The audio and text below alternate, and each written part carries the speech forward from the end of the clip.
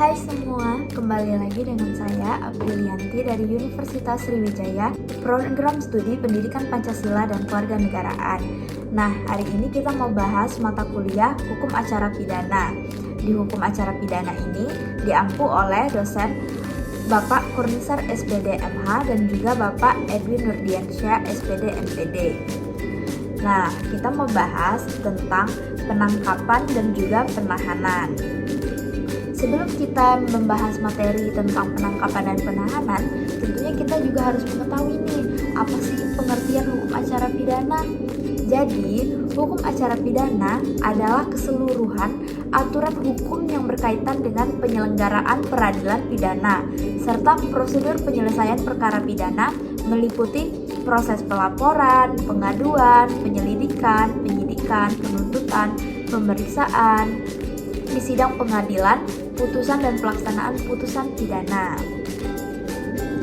Baik, jadi sebelum masuk ke materi tentang penangkapan dan penahanan, kita juga harus tahu nih, penangkapan dan penahanan seperti pedang yang memenggal kedua belah pihak, sehingga aparat hukum harus bersikap hati-hati dan penuh tanggung jawab secara yuridis dan moral sebelum mengambil kebijakan, karena kemungkinan orang yang tersangka tidak bersalah.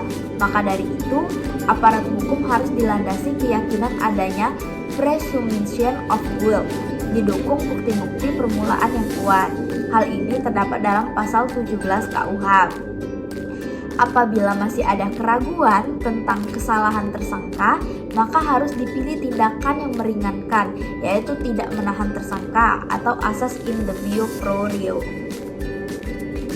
Baik, jadi sekarang kita bahas tentang penangkapan. Nah, kita juga harus tahu nih, apa sih pengertian penangkapan?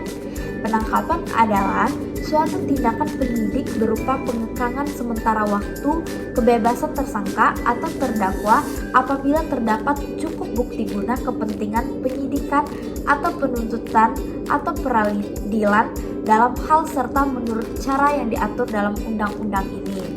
Nah, hal ini terdapat dalam KUH pasal 1 angka 20. Penangkapan ini juga memiliki tujuan loh. Pasti pada penasaran nih, apa sih tujuan dari penangkapan? Jadi, tujuan penangkapan adalah untuk mengamankan tersangka sebagai tindakan permulaan proses penyelidikan untuk memperoleh bukti awal untuk proses selanjutnya, penyidikan dan penahanan.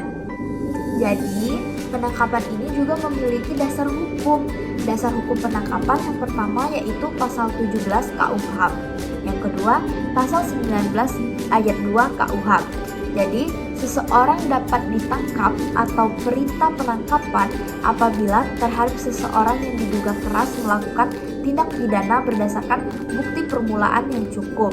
Terhadap tersangka, pelaku pelanggaran tidak diadakan penangkapan, kecuali dalam hal ia telah dipanggil secara sah 2 kali berturut-turut, tidak memenuhi panggilan itu tanpa alasan yang sah. Materi selanjutnya yaitu tentang prosedur pelaksanaan penangkapan. Pasti teman-teman pada penasaran nih, gimana sih prosedur pelaksanaan penangkapan? Jadi, prosedur pelaksanaan penangkapan yang pertama yaitu pelaksanaan tugas penangkapan dilakukan oleh petugas kepolisian negara Republik Indonesia dengan memperlihatkan surat tugas serta memberikan kepada tersangka surat perintah penangkapan yang mencantumkan identitas tersangka seperti nama lengkap, umur, pekerjaan, agama, dan alamat tempat tinggal, serta menyebutkan alasan penangkapan serta uraian singkat perkara kejahatan yang dipersangkakan serta tempat ia diperiksa.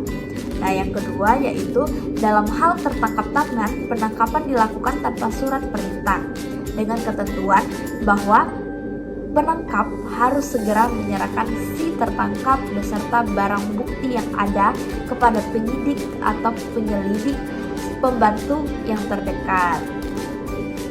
Nah, yang ketiga yaitu tembusan surat perintah penangkapan sebagaimana dimaksudkan dalam ayat 1 harus diberikan kepada keluarganya segera setelah penangkapan dilakukan. Nah, yang terakhir, penangkapan hanya dapat dilakukan paling lama 1 hari dalam 24 jam. tadi kan kita udah bahas nih gimana sih penangkapan, prosedur penangkapan, tujuan penangkapan. Selanjutnya kita membahas materi tentang penahanan. Jadi, penahanan adalah penempatan tersangka atau terdakwa di tempat tertentu oleh penyidik atau penuntut umum atau hakim dengan penetapannya dalam hal serta menurut cara yang diatur dalam undang-undang ini. Terdapat pada pasal 1 angka 21 KUHP. Nah, penahanan ini juga mempunyai tujuan loh. Tujuan dari penahanan yaitu sebagaimana diatur dalam pasal 20 KUHP antara lain bahwa penyidik atau penyelidik pembantu berwenang melakukan penahanan untuk pemeriksaan penyelidikan atau penyidikan kepada tersangka secara objektif dan benar-benar mencapai hasil penyelidikan atau penyidikan yang cukup memadai untuk diteruskan kepada penuntut umum. Selanjutnya akan dipergunakan sebagai bahan pemeriksaan di depan persidangan. Penahanan ini juga memiliki syarat dan dasar hukum penahanan. Jadi syarat yang pertama yaitu syarat subjektif, yang mana pada pasal 20 ayat 3 KUHP, tersangka atau terdakwa dikhawatirkan melarikan diri. Yang kedua yaitu pasal 21 ayat 1 KUHP, perintah penahanan atau penahan lanjutan dilakukan terhadap seorang tersangka atau terdakwa yang diduga keras melakukan tindak pidana berdasarkan bukti yang cukup dalam hal adanya keadaan yang menimbulkan kekhawatiran bahwa tersangka atau terdakwa akan melarikan diri, merusak atau menghilangkan barang bukti atau mengulangi tindak pidana. Selanjutnya yaitu syarat objektif. Nah, tindak pidana itu diancam dengan pidana penjara 5 tahun atau lebih. Selanjutnya yaitu jenis dan tempat penahanan. Nah, yang pertama yaitu penahanan rumah. Tahanan negara yaitu tersangka atau terdakwa ditahan dan ditempatkan di rumah tahanan negara atau rutan. Yang kedua, penahanan rumah dilaksanakan di rumah tempat tinggal atau rumah kediaman tersangka atau terdakwa dengan mengadakan pengawasan terhadapnya untuk menghindarkan segala sesuatu yang dapat menimbulkan kesulitan dalam penyidikan, penuntutan atau pemeriksaan di sidang pengadilan. Yang ketiga, yaitu penahanan kota dilaksanakan di kota tempat tinggal atau tempat kediaman tersangka atau terdakwa dengan kewajiban bagi tersangka atau terdakwa melapor diri pada waktu yang ditentukan. Baiklah, mungkin itu saja materi hukum acara pidana tentang penangkapan dan penahanan hari ini. Semoga dapat dimengerti apa yang telah saya sampaikan. Tetap semangat dalam belajar. Terima kasih. Sampai jumpa.